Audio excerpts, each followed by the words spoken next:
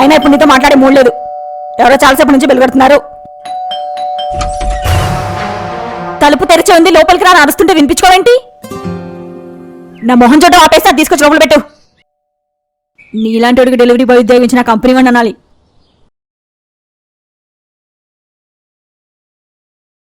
చూడా నీకు అప్పటి నుంచి పెన్ను పెన్ను అని అరుస్తున్నాను.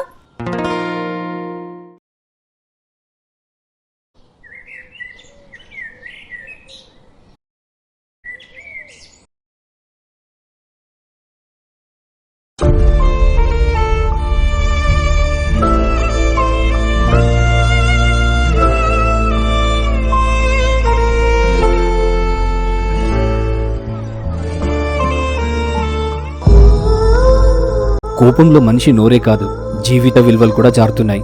కోపంలో ఉన్నప్పుడు ఒక్క నిమిషం మౌనం అమృతంతో సమానం.